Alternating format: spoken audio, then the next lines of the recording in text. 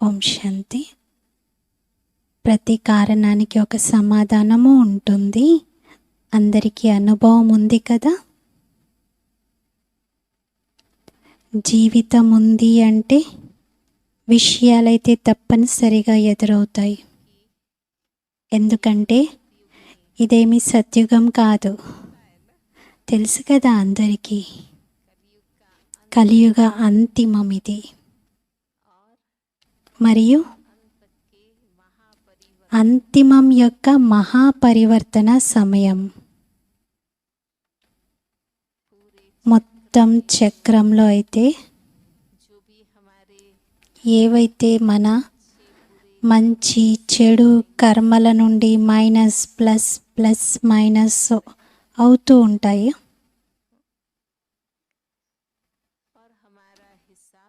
మన లెక్కలు back forward అవుతూ ఉంటాయి. బ్యాంకులో మొత్తం సంవత్సరం అంతా డిపాజిట్ చేస్తారు, విత్డ్రావల్ చేస్తారు, తన ఖాతాలో జమ కూడా చేసుకుంటారు, విత్డ్రా కూడా చేస్తారు, తీస్తారు కూడా. అప్పుడు అది ప్లస్ మైనస్ లెక్కలు నడుస్తూ ఉంటాయి. కానీ మార్చ్ ఎండింగ్లో ఫైనల్ క్లియరెన్స్ అంతా జరుగుతుంది, ఫైనల్ లెక్క ఉంటుంది. మరి ఇది మొత్తం కల్పంలో, మొత్తం డ్రామాలో లెక్కలు నడుస్తూ ఉంటాయి. కానీ ఇదైతే కల్పం యొక్క ఎండింగ్ కదా, కల్పం యొక్క ఎండ్. అందుకే మిగిలిపోయిన ఉండిపోయిన ఏవైతే చిన్న పెద్ద లెక్కలు ఉన్నాయో అవి ఇప్పుడు సమాప్తం అయ్యేది ఉంది. తెలుసు కదా అందరికీ. మరి బుద్ధిలో ముందుగానే బాబా అర్థం చేయించారు,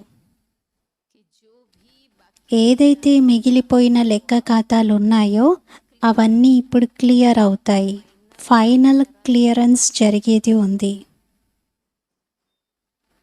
అందుకే విషయాలు వస్తాయి, పరిస్థితులు వస్తాయి, శరీరం వైపు నుండి వస్తాయి, సంబంధికుల వైపు నుండి వస్తాయి, సంసారం వైపు నుండి కూడా వస్తాయి, మరి ప్రకృతి వైపు నుండి కూడా వస్తాయి. ప్రతి వస్తువు అతిలోకి వెళ్ళి తర్వాత అంతమవుతుంది కదా. ఏ విషయం అతికి చేరుకుంటుందో ఆ అతి యొక్క అంతం తప్పనిసరిగా జరుగుతుంది. మరి అతి కూడా జరిగేది ఉంది, అంతం కూడా అయ్యేది ఉంది. మరి బాబా మనకు డ్రామా యొక్క ఆది మధ్య అంతం యొక్క జ్ఞానం ఇచ్చి మనల్ని నాలెడ్జ్ఫుల్గా చేశారు. మనకి తెలుసు, అందుకే బాబా యొక్క జ్ఞానం నుండే, జ్ఞానం వినడంతోనే సగం విషయాలు సమాప్తమవుతాయి. మనకేం షాక్ అనిపించదు, అరే ఇదేంటి ఇలా జరిగింది నా జీవితంలో అని. ఎందుకంటే ఆల్రెడీ తెలుసు లెక్క ఖాతాలు సమాప్తం చేసుకునేది ఉంది అని. మొదట్లో మనం ఎందుకు దుఃఖపడేవారిమి జ్ఞానం కన్నా ముందు, జ్ఞానంలో లేకముందు మనమేమనుకునేవారిమి, వీళ్ళ కారణంగా నాకు ప్రాబ్లం వస్తుంది, వాళ్ళు నన్ను డిస్టర్బ్ చేస్తున్నారు, వీళ్ళే నా యొక్క శత్రువులు, వీళ్ళు నాకు విఘ్నం వేస్తున్నారు అని మనం ఇతరులను దోషిగా భావించేవారిమి. కానీ బాబా జ్ఞానాన్ని ప్రాప్తించుకున్న తర్వాత అయితే అర్థమైపోయింది కదా, ఇతరులను దోషిగా చేసేందుకు బదులుగా మనమే కారణమని అర్థం చేసుకోవాలి. మన ఎదురుగా ఏదైతే పరిస్థితి వస్తుందో అది మన లెక్కతోనే మనకు వస్తుంది. మరి దానిని దాటడానికి ఏ గుణాలు శక్తులు కావాలో దాని లోటు ఉంటే అది ఇంకా మనకి చాలా భారంగా అనిపిస్తుంది. అంతే కదా? మీరేదైనా నన్ను అపశబ్దాలు మాట్లాడారు, ఎవరైనా నా నింద చేశారు. ఒకవేళ నాలో జ్ఞానం ఉంటే, వివేకం ఉంటే, శక్తి కూడా ఉంటే నాకప్పుడు అది తగలదు, అనిపించదు. నేను దాన్ని అంత మైండ్లో పెట్టుకోను, దాని ఫీలింగ్ రాదు. పర్వాలేదు, ఏం కాదు, ఆ ఆత్మ సంస్కారాలే అలాంటివి అని వారు చెప్పారు కదా. వాళ్ళు చెప్పడంతో మనకేమీ జరగదు కదా. మనం ఎలా ఉన్నామో అలా మనకి తెలుసు. మరి జ్ఞానం ఉన్న కారణంగా ఫీలింగ్ రాదు, అది మనసులోకి ఎక్కదు.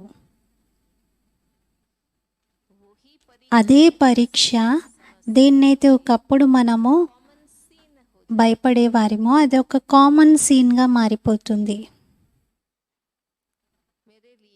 మన కోసం అదొక కామన్ దృశ్యము. ఒకవేళ మనలో సహనశీలత ఉంటే, సాక్షిగా వింటే, స్వదర్శనం చేసుకుంటే, వాళ్ళు ఏదైతే చెప్పారో అది నాలో ఉందా, ఒకవేళ ఉంటే నేను పరివర్తన చేసుకోవాలి. ఒకవేళ లేకపోతే నేను దాన్ని పట్టించుకోకూడదు. వాళ్ళు చెప్పాల్సింది చెప్పారు, కానీ నేను ఆ విధంగా లేను. మరి మనకు దుఃఖము కలగకూడదు, షాక్ అనిపించకూడదు. బాబా యొక్క జ్ఞానమే ప్రతి విషయానికి నివారణ. ఎంతైతే జ్ఞాన స్వరూపంగా మీరు ఉంటారో ప్రాక్టికల్గా, మనమేం చేస్తున్నాం, జ్ఞానం వింటున్నాం, కానీ అప్లై చేయకపోతే మీకు దుఃఖం కలుగుతుంది.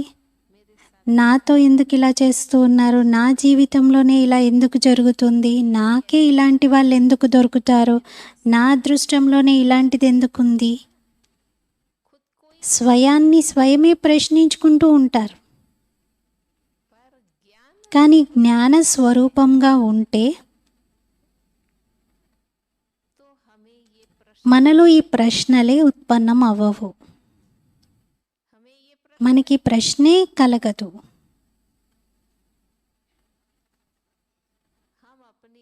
మనం మన స్థితిని అచంచలంగా స్థిరంగా ఉంచుకోగలుగుతాం. ఇప్పుడు మన లక్ష్యం కూడా ఏంటి?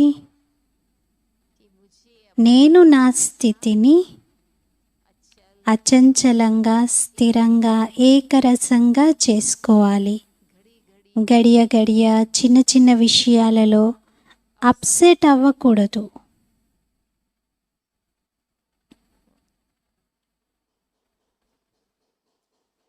జ్ఞానం లేకపోతే ఏమంటారు, వాళ్ళు నా మైండ్ అంతా ఖరాబ్ చేశారు, నా మూడ్ ఆఫ్ చేశారు. ఎవరు ఎందుకు చేస్తారు మనది చెప్పండి? మనం మన యొక్క లోకస్ ఆఫ్ కంట్రోల్ని వేరే వాళ్ళకి ఎందుకు ఇస్తున్నట్లు? వాళ్ళు అవమానిస్తే మనం అప్సెట్ అవ్వడము అంటే కంట్రోల్ వారికి ఇచ్చేసినట్లు కదా. వారు మనల్ని నిందిస్తే మనం దుఃఖపడితే ఇంకా అలా ఉండకూడదు. మన జీవితం మన చేతిలో ఉండాలి, ఇతరుల చేతిలో ఇవ్వకూడదు. మీరు ఇంట్లో కొత్త టీవీ కొనుక్కున్నారనుకోండి, రిమోట్ కంట్రోల్ వేరే వాళ్ళ ఇంటికి ఇచ్చేసి వస్తారా? మీరు మా ఇంట్లో ఏది చూపించాలనుకుంటే అది చూపించండి అని ఎదురింట్లో ఇస్తారా? అప్పుడు ఇంట్లో ఉన్న ప్రతి సభ్యులు ఏం కోరుకుంటారు? మామూలుగా అయితే రిమోట్ అందరూ నా చేతిలో ఉండాలి, నా కంట్రోల్లో ఉండాలి అనుకుంటారు కదా, నాకు నచ్చింది నేను చూడవచ్చు అని. కానీ మనమందరం మన కంట్రోల్ని ఇతరులకు ఇచ్చేసామంటే ఇంకా వాళ్ళు ఎలా చేస్తే అలా మనం అప్సెట్ అవుతూ ఉంటాం. బాబా ప్రథమ పాఠం మనకు నేర్పించిందేంటి? మనము యజమాని అని కదా. మనం మన జీవితానికి యజమాని. మనం మన కంట్రోల్లో ఉండాలి. నేను ఆత్మను, నా మనస వాచ కర్మలతో నా జీవితం తయారవుతుంది. మరి మొదటి పాఠమే బాబా ఇది నేర్పించారు. మీరు స్వయానికి స్వయం యజమాని అని. ఇవన్నైతే కర్మేంద్రియాలు, కానీ యజమాని ఎవరు? ఆత్మ. ఒకవేళ యజమాని సావధానంగా లేకపోతే, యజమాని నాలెడ్జ్ఫుల్గా లేకపోతే, యజమాని పవర్ఫుల్గా లేకపోతే, కర్మచారులు ఎవరైతే ఉంటారో వారు కంట్రోల్లో ఉండరు. ఇంకా ఇప్పటి వరకు మనం స్పృహ తప్పిపోయి ఉన్నాం, అజ్ఞానంలో ఉన్నాం. చూడండి, మనసు కూడా మనకి యజమాని అయిపోయింది, బుద్ధి కూడా యజమాని అయిపోయింది. బాబా మనకి పవర్ఫుల్ నాలెడ్జ్ ఇచ్చారు, పవర్ఫుల్గా నాలెడ్జ్ఫుల్గా చేశారు, అన్ని రకాల జ్ఞానం ఇచ్చేశారు. కొందరు ఆలోచిస్తూ ఉంటారు కదా, బాబా ఏమిస్తారు అని. బాబా అయితే కేవలం జ్ఞానమే కదా ఇచ్చేది అని. ఇంకేమైనా బాబా సహాయం చేస్తే బాగుండు అంటారు. కొందరు ఇలా ఆలోచిస్తారు కదా, బాబా నాకు ఈ పని ఉంది చేసేయండి, బాబా నా ఈ ప్రాబ్లం సాల్వ్ చేయండి అని. కానీ వాస్తవంగా బాబా ఇచ్చేది ప్రపంచంలో ఎవ్వరూ ఇవ్వలేరు. అదేమిటి? సత్య జ్ఞానం, రియల్ సెన్స్ బాబా ఇస్తారు. దివ్య బుద్ధి యొక్క వరదానం ఇస్తారు. మరి ఈరోజు సరైన బుద్ధి లేని కారణంగానే తప్పుడు నిర్ణయాలు తీసుకుంటూ ఉన్నారు, తప్పుడు కర్మలు చేస్తూ ఉన్నారు.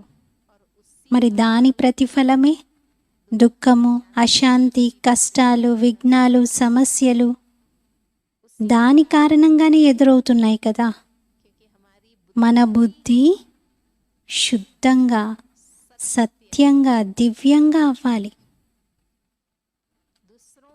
ఇతరుల సాంగత్యంలో బుద్ధి మారిపోతూ ఉంటుంది, తప్పుడు నిర్ణయాలు తీసుకుంటూ ఉంటారు, తప్పుడు వ్యక్తులతో సాంగత్యం చేస్తారు. మరి అవన్నీ ఏవైతే లెక్కలు తయారవుతాయో మళ్ళీ వాటిని తీర్చుకోవాల్సి వస్తుంది. అందుకే బాబా యోగంతో బుద్ధిని శుద్ధంగా చేశారు. జ్ఞానంతో బుద్ధి సెన్స్ని కలిగి ఉంటుంది. కానీ రైట్ బుద్ధి లేని కారణంగానే ఈరోజు జీవితంలో భ్రమిస్తూ ఉన్నారు, కన్ఫ్యూజ్ అవుతూ ఉన్నారు, మిస్గైడ్ అవుతూ ఉన్నారు. మరి వీటన్నిటికీ కారణం ఏమిటి? సరైన బుద్ధి లేకపోవటం. అందుకే సర్వశ్రేష్టమైన ప్రాప్తి ఏమిటి? బాబా ఇచ్చేది,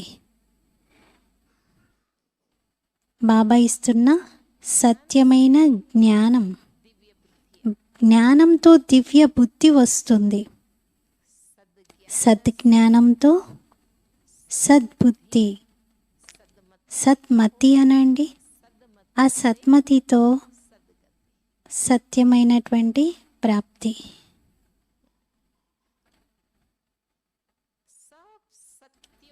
బాబా అన్ని రకాల సత్యాల జ్ఞానం ఇచ్చారు. మీ అందరికీ కూడా అనుభవమే ఉంటుంది, మాకు కూడా అనుభవాలు ఉన్నాయి.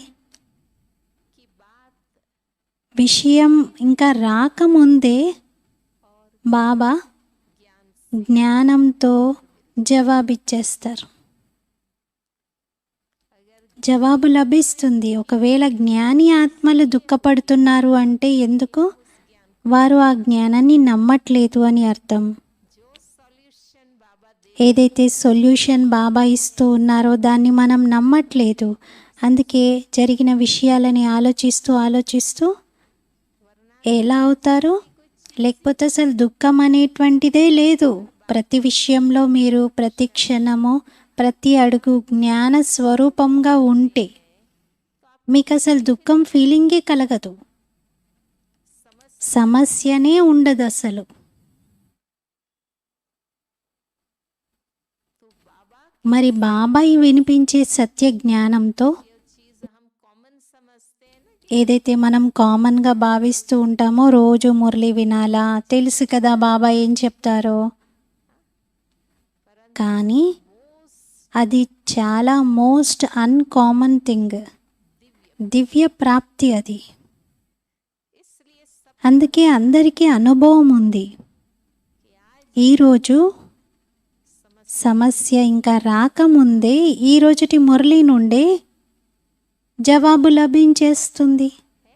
లభిస్తుందా లేదా? అనుభవం ఉందా? ఎవరికి ఉంది అనుభవం?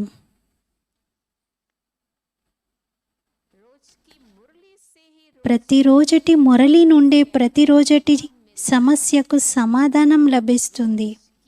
మరి రోజటి తపస్యతో దానిని దాటే శక్తి వస్తుంది.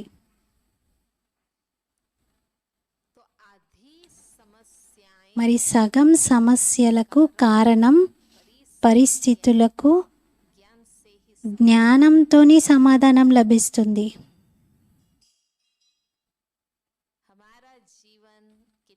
మన జీవితం ఎంత సహజంగా ఎంత సరళంగా ఉంది. లేకపోతే జ్ఞానంలో రావడానికి ముందు ఎలా ఉండేవారు? ఎన్ని విషయాల్లో దుఃఖపడుతూ ఉండేవారు, అప్సెట్ అవుతూ ఉండేవారు. ఇప్పుడైతే ఆ విషయమే ఒక పరిస్థితిగా అనిపించట్లేదు.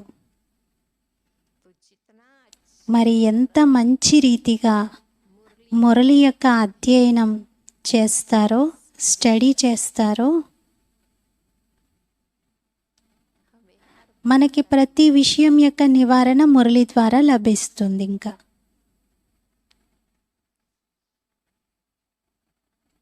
ఇంకొక విషయం, బాబా పిల్లలుగా అవ్వడంతో, శ్రీమతం పైన నడవటంతో మన కర్మలు సరిగ్గా అవుతూ ఉంటాయి. ఇంతకుముందు దేహాభిమానంలో ఉండేవారిమి. దేహాభిమానంలో ఉన్నప్పుడు ఎన్ని తప్పుడు పనులు చేశాం జీవితంలో. అన్ని చెడులకు మూల కారణం ఏమిటి? దేహాభిమానము.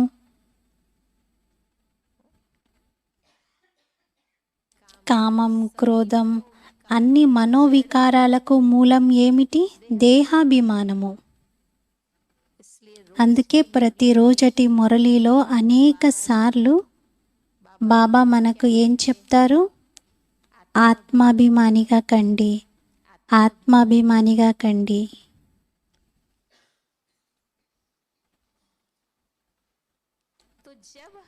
మరి ఎప్పుడైతే మన కర్మలు చక్కబడుతూ ఉంటాయో అప్పుడు జమా ఖాతా పెరుగుతూ ఉంటుంది కదా.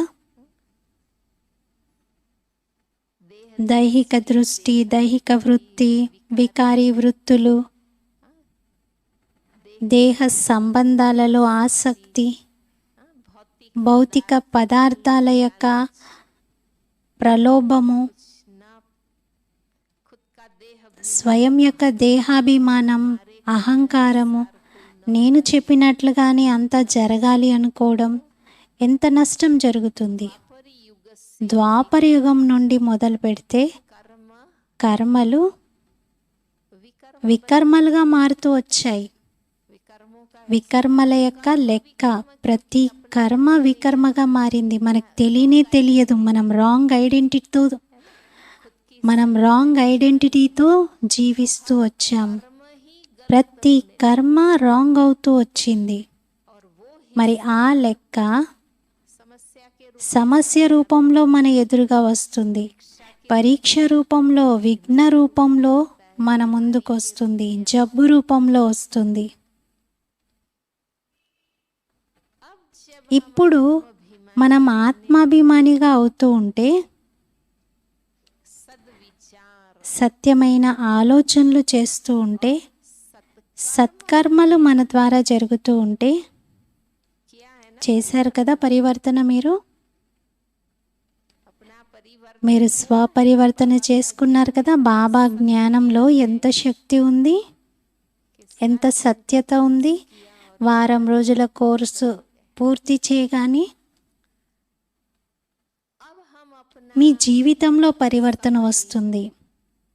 మరి ఇప్పుడు మనం మన సమయము, శక్తులు, మనస, వాచ, కర్మలు, తనువు, మనస్సు, గుణాలు, విశేషతలు, సంబంధ సంపర్కము, అన్నింటి ఉపయోగము ఏ కర్మలో చేయాలి? ఏ కర్మలో చేస్తున్నాం? సత్కర్మలలో, సేవలలో, భగవంతుని యొక్క సహయోగిగా అవుతూ చేస్తున్నాం. మరి ఇవన్నీ మన జమా ఖాతాగా మారుతూ ఉంటాయి. మరి న్యాచురల్గా మైనస్ ఖాతా అనేది తగ్గిపోతూ ఉంటుంది. ఏదైతే మైనస్ ఉందో అదంతా నిండుతూ ఉంటుంది. మరి ఇంకా పరీక్షలు తక్కువగా ఉంటాయి, తక్కువ విఘ్నాలు వస్తూ ఉంటాయి. ఎందుకంటే మనది జమ పెరుగుతూ ఉంది అక్కడ.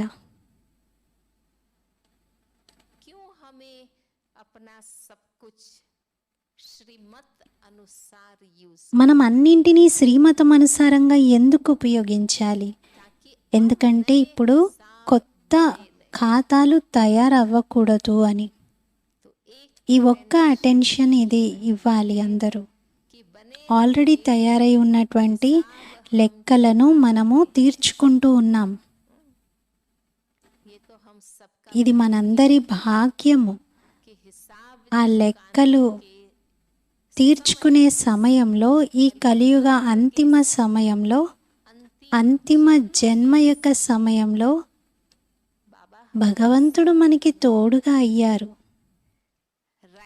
రైట్ గైడెన్స్ మనకి ప్రతి విషయంలో లభిస్తూ ఉంది.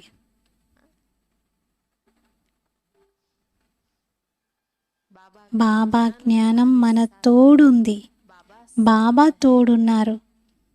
ఇంకా లెక్కలు పూర్తి చేసుకోవడం కష్టమేమీ అనిపించదు. ఎవరికైనా జబ్బు చేసిందనుకోండి, సపోజ్, కుటుంబంలోని వారు చాలా ప్రేమతో తోడుంటారు, సేవ చేస్తారు. అప్పుడు కొంచెం తేలికగా అనిపిస్తుంది కదా. ఒకటేమో జబ్బు వచ్చి ఎవరి తోడు లభించలేదు, ఎవరి సహయోగం లభించలేదు అంటే భారంగా అవుతారు కదా. ఇప్పుడు కరోనాలో ఎందుకు అంతమంది చనిపోయారు తెలుసు కదా అందరికీ. పాపం ఒంటరిగా అయిపోయేవారు క్వారంటైన్లో. ఇంకా భారతవాసీలైతే భావన కలిగిన వారు. ఎవరైనా అడిగితే బాగున్నారా అంటే సగం జబ్బు నయమైపోతుంది. ఎందుకంటే ప్రేమ లభిస్తుంది కదా. ఇంకా మిగతా ఏది ఇవ్వలేకపోయినా కానీ ప్రేమనైతే ఇవ్వగలుగుతారు కదా. కనీసం క్షేమ సమాచారాలను అడిగి తెలుసుకోగలుగుతారు కదా. అప్పుడేమనిపిస్తుంది, ఎవరో ఉన్నారు నన్ను పలకరించేవారు అని. కరోనా కాలంలో చాలామంది అలాగే మరణించారు, ఒంటరిగా అయిపోయి. ఎవరు నన్ను అడిగేవాళ్ళు లేరు, నాకు తినిపించేవాళ్ళు లేరు అని. మరి ఎప్పుడైతే మనం లెక్కలను పూర్తి చేసుకునే రోజులు వచ్చాయో, బాబా అంటారు, 3 వంతులైతే మీకు సుఖమే సుఖం ఉంది. కలియుగ అంతిమంలోనే దుఃఖం యొక్క లెక్కలు మొదలయ్యాయి. ఎందుకంటే లెక్కలు అలా తయారవుతూ వచ్చాయి. కానీ అంతిమ లెక్కలను తీర్చుకునే సమయంలో భగవంతుడు మనకి తోడయ్యారు. అయ్యారా లేదా బాబా తోడుగా? ఒకవేళ మీరు బాబాను జ్ఞాపకం చేస్తే బాబా తోడుంటారు.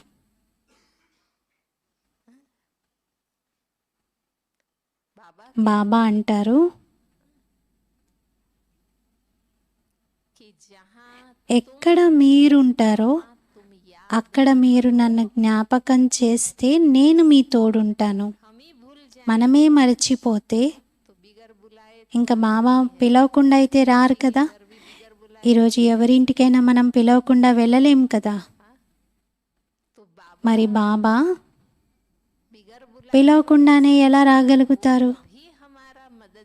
బాబా కూడా మనకు గుప్తంగా సహాయం ఎలా చేయగలుగుతారు? ఆ పరిస్థితిలో మనం బాబాని జ్ఞాపకం చేసినప్పుడు.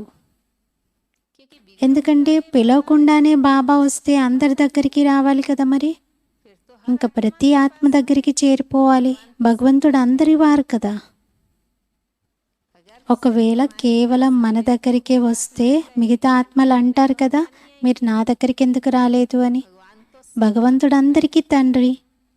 అందుకే భగవంతుడు ఎప్పుడైతే కర్మక్షేత్రానికి వస్తారో అప్పుడు కర్మల యొక్క సిద్ధాంతం ఏర్పడుతుంది కదా. మనం అడిగితే బాబా సహాయం చేస్తారు.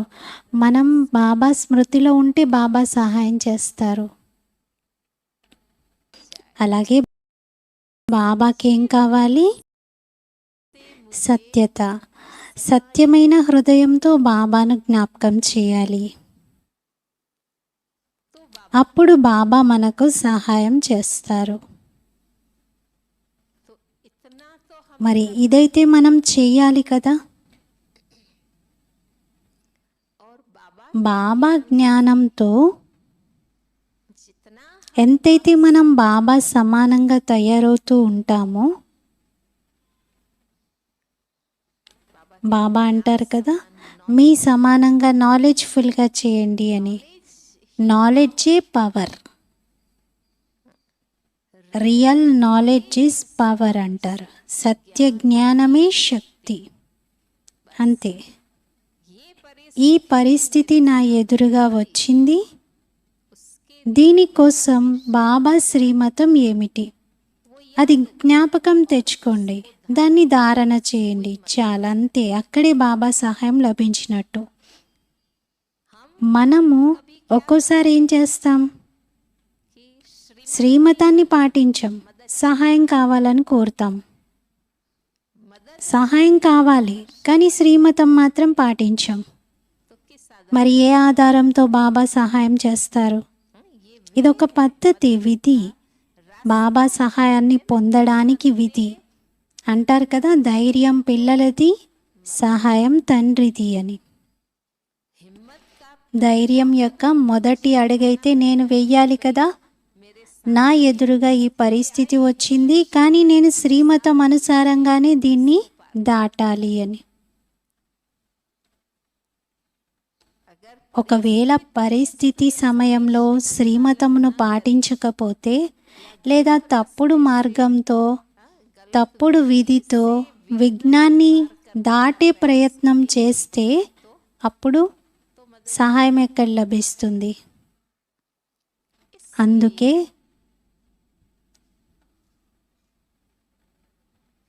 పరిస్థితి అసలు ఇంకా దాటలేరు. పరిస్థితులు మనకి భారంగా అవ్వకుండా ఉండాలంటే మనం శ్రీమతం పాటించాలి. ఎందుకంటే మనలో జ్ఞానం ఉండి బాబా స్మృతి ఉంటే దేన్నైనా దాటగలుగుతాం. బాబా జ్ఞానమే సమాధానము పరిస్థితులకు. విషయాలు అసలు ఉండవు అక్కడ.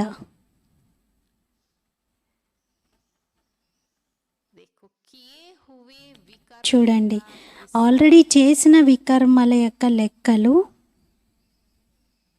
సమాప్తం చేసుకోవాలి కదా మనం. ఇదైతే నియమం కదా, సిద్ధాంతము. భగవంతుడు కూడా క్షమించలేడు. కర్మ సిద్ధాంతం ఎంత స్థిరంగా ఉంది అంటే భగవంతుడు కూడా దాన్ని క్షమించలేడు. వికర్మలను భస్మం చేసే విధి బాబా నేర్పిస్తారు. సత్కర్మలను జమ చేసుకునే విధిని బాబా నేర్పిస్తారు. కానీ ఇవన్నీ చేయాల్సింది మనమే కదా. చేయాల్సిందైతే మనమే కదా. మనం చేస్తే మనమే పొందుతాం. బాబా చేస్తే బాబానే పొందుతారు. సిద్ధాంతం అయితే ఇది కర్మలదే. అందుకే భగవంతుడు చేయించే కార్యం చేస్తాడు.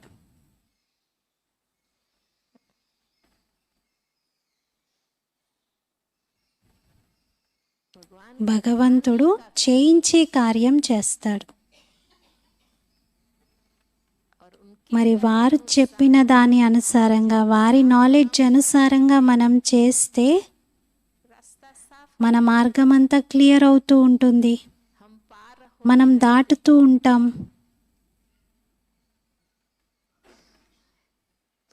మరి బాబా జ్ఞానంతో బుద్ధి సకారాత్మకంగా మారుతుంది, పాజిటివ్గా అవుతుంది, దివ్య బుద్ధిగా మారుతుంది. ఒకటేమో మనందరి నేచర్ జ్ఞానయుక్తంగా ఉండాలి. అప్పుడు మనము విషయాన్ని పొడిగించము. లేకపోతే జరిగేదేమో చిన్న ఆవగింజంతా పర్వతంలాగా చేస్తారు కదా. విషయాన్ని పొడిగిస్తారు, పెద్దగా చేస్తారు. మరి ఇప్పుడు మన నేచర్ ఏంటి? అది గుర్తు తెచ్చుకొని బిందు పెట్టాలి. విషయాన్ని పెద్దగా చేయకూడదు. కొందరు చిన్న విషయాన్ని తీసుకొని గొడవ పెట్టడం మొదలు పెడతారు. చిన్న జబ్బులో కూడా చాలా వారి మనసు కూడా జబ్బు చేసినట్టు అయిపోతుంది. ఏదైనా చిన్నగా జరిగితే అమ్మమ్మో నాకేం జరిగింది చూడండి అంటూ ఉంటారు. ఇది క్యాన్సర్ గడ్డ కాదు కదా అని వీళ్ళకి చూపిస్తుంటారు. ఏదేదో ఆలోచిస్తూ ఉంటారు. మరి జ్ఞాని ఆత్మగా ఉంటే లాభం ఏంటి? మరి మీరు జ్ఞాని ఆత్మగా ఉండి అలాగే చేస్తే, జ్ఞాని ఆత్మలు ఎలా ఉండాలి? ఏది జరిగినా ఏది చెయ్యాలో ఇప్పుడు నేను అది చెయ్యాలి అనుకుంటారు. ఆశీర్వాదాలను పొందాలి. మందులు చేయగలిగే పని మందులు చేస్తాయి. ఆశీర్వాదాలు చేసే పని ఆశీర్వాదాలు చేస్తాయి. ఆలోచిస్తూ ఉంటారు, నన్ను ఈ హాస్పిటల్ కదా, ఆ హాస్పిటల్లో చేర్పించి ఉంటే ఇంకా నేను బాగైపోయేవాడిని కదా అని అంటారు. అలా ఎందుకు ఆలోచిస్తున్నారు? మనము సపోజ్ శరీరం విడిచిపెట్టినా ఎక్కడికి వెళ్ళినా మనం ఏం చేస్తాం? శరీరమే విడిచిపెట్టాం. ఎక్కడికి వెళ్ళినా మనం జన్మ తీసుకొని ఏం చేస్తాం? జ్ఞానయోగాలే కదా, సేవనే కదా చేసేది. అవే సంస్కారాలు మనం ఇక్కడ నుండి తీసుకెళ్తున్నాం కదా. మరి ఈ శరీరంలో ఉన్న జ్ఞానయోగాలతో మనం సేవ చేస్తాం. వెళ్ళినా కూడా మనం జ్ఞానయోగాలతోనే సేవ చేస్తాము. ఇంకా దుఃఖపడే విషయం ఏముంది కదా. ఆలోచించి భారంగా ఈ అవసరం ఏముంది?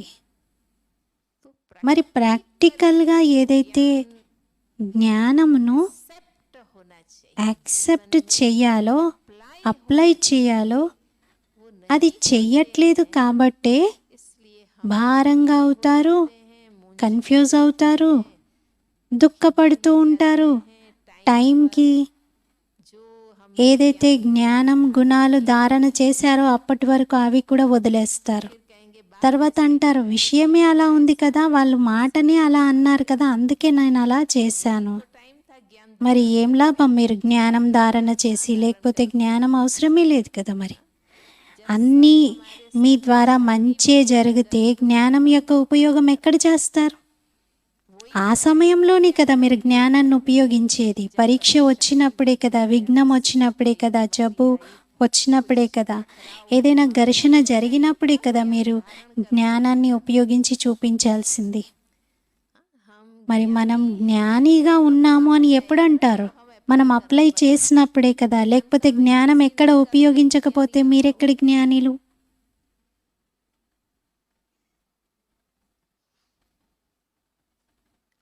బాబా మనకి చూడండి, మనల్ని చీకట్లో పెట్టలేదు. బాబా స్పష్టంగా చెప్పారు,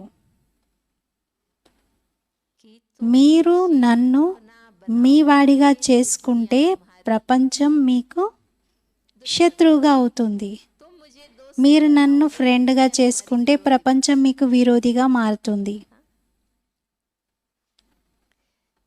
బాబా పిల్లలుగా అవగానే విఘ్నాలు వస్తూనే ఉంటాయి.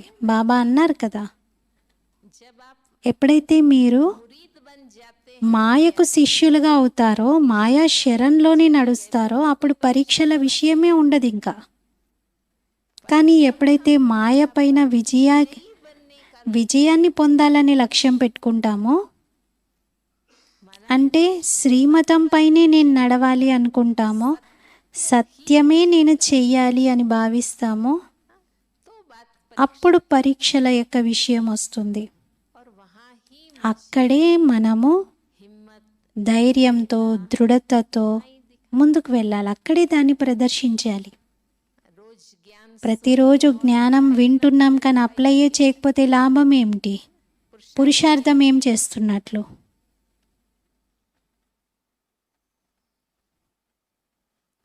అందుకే బాబా అంటారు, మీ జీవితం ఒక ప్రయోగశాల. ఇందులో జ్ఞానాన్ని మీరు అప్లై చేయాలి. అప్లై చేస్తేనే మీకు అనుభవం అవుతుంది కదా, సఫలత లభిస్తుందా లేదా అనేది. అదే బాబా యొక్క సహాయం. బాబా ఎలా సహయోగం ఇస్తారు? అందుకే మన యోగము బాబా యొక్క సహయోగము. మన యోగం ఉంటే బాబా సహయోగం లభిస్తుంది.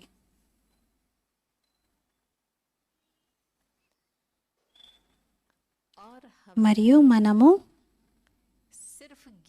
కేవలం జ్ఞానమే పొందలేదు,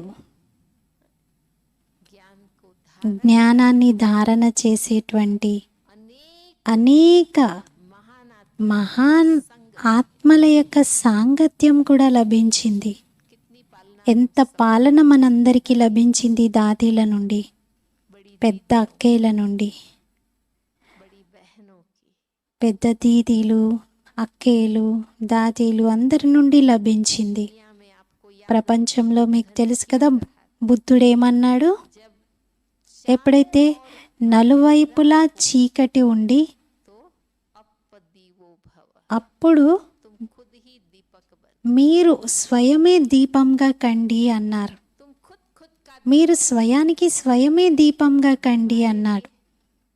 చుట్టూ చీకటి ఉన్నా మీరు స్వయానికి స్వయమే దీపంగా కండి అని అన్నారు. మరి మన కోసం ఎంతమంది దీపాలుగా ఉన్నారు? మమ్మ, బాబా, దీదీలు, దాదీలు ఎంత గొప్ప ఆదర్శాన్ని మన ముందు ప్రజెంట్ చేశారు. వారి సాంగత్యము లభించింది. ప్రతి ఒక్కరూ మనలో అవేర్నెస్ని తీసుకొచ్చారు, జాగృతం చేశారు, మనలో ధైర్యాన్ని నింపారు, ఉమంగ ఉత్సాహాన్ని నింపారు, మనకు సహాయం చేశారు.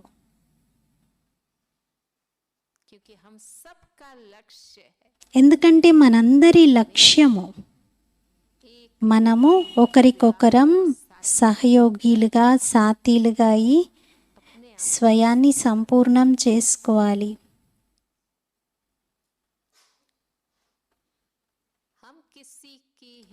మనం ఇతరుల ధైర్యాన్ని తెంచే శబ్దాలు మాట్లాడకూడదు.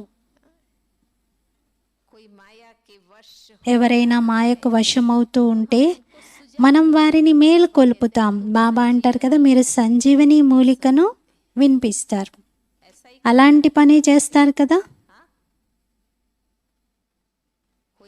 ఎవరైనా మాయకు వశమై బలహీనంగా అవుతూ ఉంటే మీరేం చేస్తారు? ఉమంగ ఉత్సాహం నింపుతారు. ఏంటి మీరు క్లాస్కి ఎందుకు రావట్లేదు? ఈ మధ్యలో మీరు సేవకు రావటం లేదు. ధైర్యం నింపుతారు, ఉమంగా ఉత్సాహం నింపుతారు, బలహీనంగా అవ్వనివ్వరు. మరి ఇటువంటి పరివారం మరియు సంఘటన మనకి లభించింది. మరి మనమందరం ఎంత నాలెడ్జ్ఫుల్గా ఉన్నాము.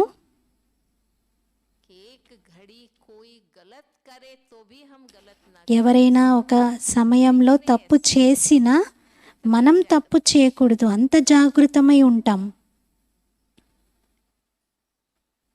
లేకపోతే భక్తిలో చూడండి, గురువుగారులు ఏమేం వ్యాపారాలు చేస్తూ ఉంటారు, శిష్యులు మౌనంగా కూర్చుంటారు. ఇక్కడ ప్రతి ఒక్క బాబా పిల్లలు స్వయం జాగృతమై ఉన్నారు. అంతగా బాబా అందరినీ నాలెడ్జ్ఫుల్గా చేశారు. ఎవరైనా తప్పు చేసినా మనం చేయకూడదు అని అప్రమత్తమై ఉంటారు. ఎందుకంటే మనకి తెలుసు, ప్రతి ఒక్కరూ తన జీవితం తన కర్మలతో దాటాలి. జీవిత నౌక తన శుద్ధ కర్మల బలంతోనే దాటవలసి ఉంటుంది. అందుకే మనం తప్పుడు కర్మలు చెయ్యము, అలా చేసేటువంటి వారికి తోడునివ్వము. అలాగే ఇతరులను కూడా మనము ఇంకా బాబా యొక్క మహావాక్యాలను గుర్తు చేయించి, చూడండి బాబా ఏం చెప్తున్నారు, మనం అలా చేయకూడదు కదా. ఈరోజు బాబా ఏం చెప్పారు. మరి ఇలా రోజు బాబా వినిపించే చదువు ఏదైతే సాధారణంగా అనిపిస్తుందో అదే అన్నింటికన్నా ఎక్కువ పవర్ నింపేటువంటిది.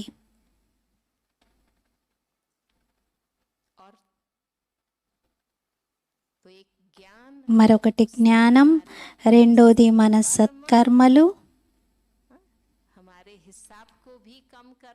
ఇవి మన లెక్కలను కూడా సమాప్తం చేస్తాయి మరియు సహాయం కూడా చేస్తాయి. ఎంతైతే మనం బాబా కార్యంలో సహయోగిగా అవుతూ ఉంటామో, సేవ చేస్తూ ఉంటామో, ఆ జమా ఖాతా మనకు ముక్తిని కలిగిస్తుంది పరిస్థితి నుండి. ఇక మూడవ విషయం పవిత్రత. పవిత్రత యొక్క బలంతోనే మనం ప్రతి సహాయానికి పాత్రులుగా అవుతాం. ఇది అక్కయ్యల అనుభవాలు ఎన్ని ఉన్నాయంటే, పవిత్రతను తీసుకొని ఏ అక్కయ్య ఎక్కడ కూర్చున్నా సేవ కోసం అన్ని రకాల సహాయం వారికి లభిస్తుంది. మరి బాబా పిల్లలు మీరందరూ చాలా పవర్ఫుల్ ఉన్నారు.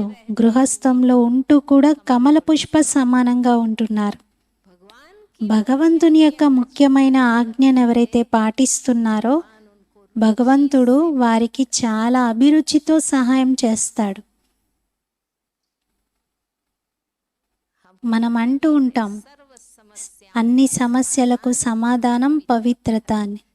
ఇలా స్లోగన్స్ కూడా రాస్తూ ఉంటాం. ఎందుకంటే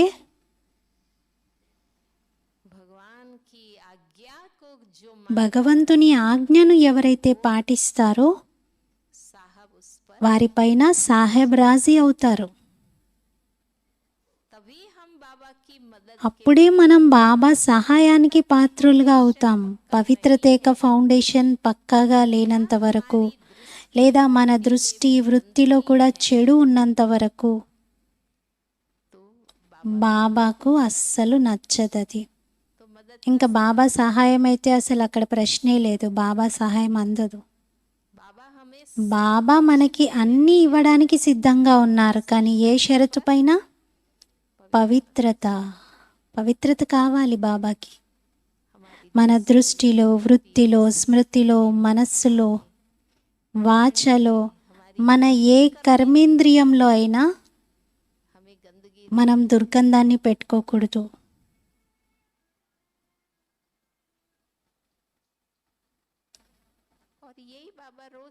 మరి ఇదే బాబా ప్రతిరోజు నేర్పిస్తారు. ఈరోజటి టాపిక్ ఏదైతే ఉందో, కారణాన్ని నివారణలోకి మార్చేటువంటి కళ, అదే బాబా ప్రతిరోజు నేర్పిస్తున్నారు కదా, అదే ప్రతిరోజు చెప్తూ ఉన్నారు.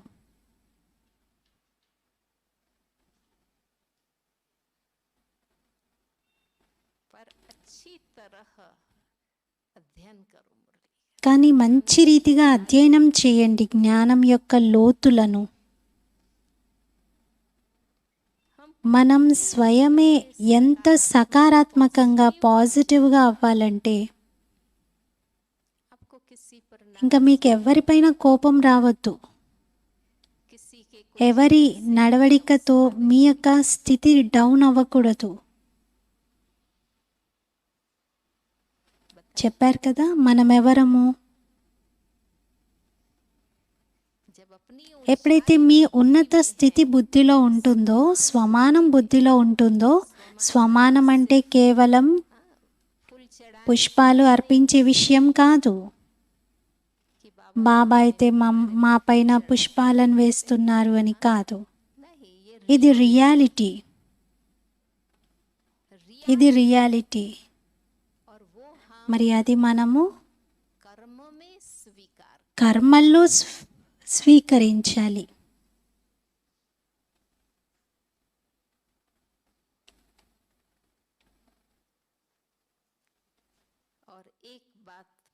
ఇంకొక విషయం ఉంది.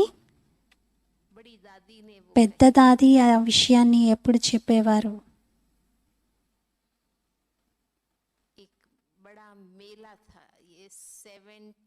ఇది 1973 విషయము.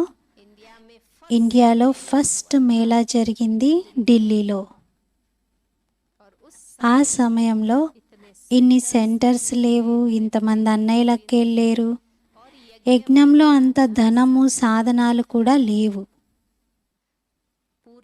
మొత్తం భారతదేశం అంతా కలిసి ఆ మొదటి మేళా చేశారు. అన్ని వైపుల నుండి సహాయం వెళ్ళింది. సహాయం అంటే పాత్రలు కూడా వెళ్ళాయి.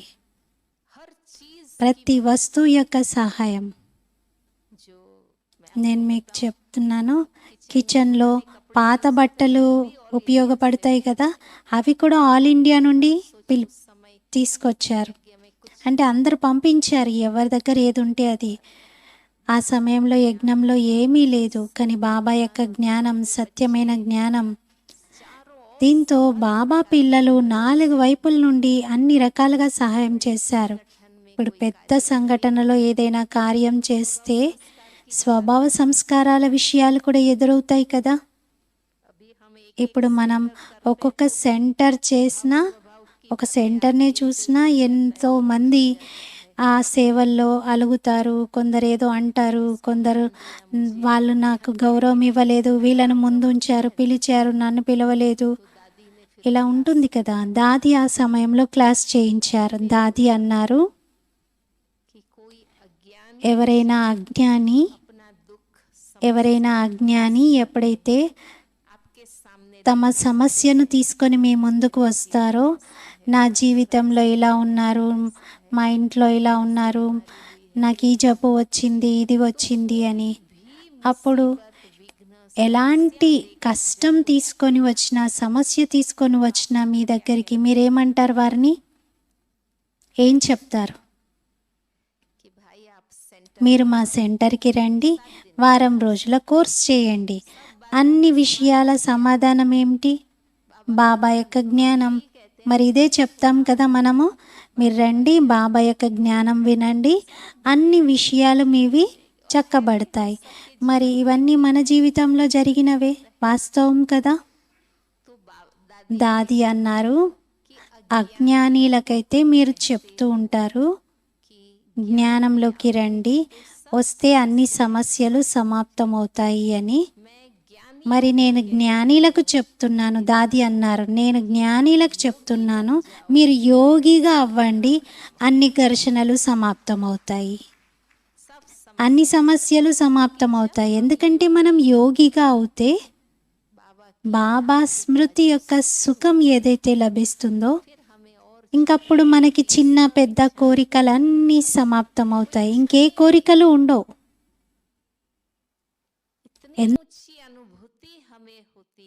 ఎంత ఉన్నతమైన అనుభూతి మనకు కలుగుతుంది అంటే, ఎవరి నుండైనా మనకి గౌరవం లభించినా లభించకపోయినా, స్థానం లభించినా లభించకపోయినా, ఘర్షణలన్నీ వీటితోటే కదా. మనకు అసలు ఆ కోరికనే ఉండదు. ఇంకా మనం మన అనుభూతుల్లోనే ఉన్నతంగా ఉంటాం. అందుకే లౌకికంలోనూ అలౌకికంలోనూ కార్యక్షేత్రంలోనూ ఎక్కడైతే మీరు ఉద్యోగము వ్యాపారం చేస్తూ ఉంటారో ఏ విషయాలు ఎదురైనా మీరు యోగిగా అవుతే, కోరిక అంటే తెలియనటువంటి స్థితిలో ఉంటే మనకింకేది అవసరమే లేదు, ఎవరి నుండి అక్కర్లేదు. ఒకవేళ మీరు అంటున్నారనుకోండి బాబా లభించారు అంటే సర్వస్వం లభించినట్లు. ఒకవేళ ఈ మాట మీరన్నది సత్యము అంటే మీకు ఇంకా ఎవరి నుండి ఏ అపేక్ష ఉండదు. మరి మనందరి పాత్ర ఏమిటి? తీసుకునేదా, ఇచ్చేదా? మరి ఇంకేంటి? మరి మనం మాస్టర్ దాత కదా, భగవంతుని ప్రతినిధిగా మనం ఇక్కడ కూర్చున్నాం. మనం పరస్పరంలో కూడా లేదా అక్కేల నుండి కూడా ఎవ్వరి నుండి కూడా మనం ఎందుకు ఆశించాలి? మనమైతే సహాయం చెయ్యాలి. మనం ఎవరి నుండి ఏమీ ఆశించవద్దు. మనం సేవ చెయ్యాలి, ఆత్మలకి ఇవ్వాలి. ఈ లక్ష్యం మీరు ఏర్పరచుకుంటే ఇంకా ఏ సమస్య మిగలదు. మన జీవితం సహజంగా అవుతుంది. ఓకే, జ్ఞానం యొక్క ఉపయోగము, యోగం యొక్క ప్రయోగం. అదే ప్రతిరోజు బాబా మనకి నేర్పిస్తున్నారు. ప్రాక్టికల్గా వాటిని చెయ్యాలి. ఓం శాంతి.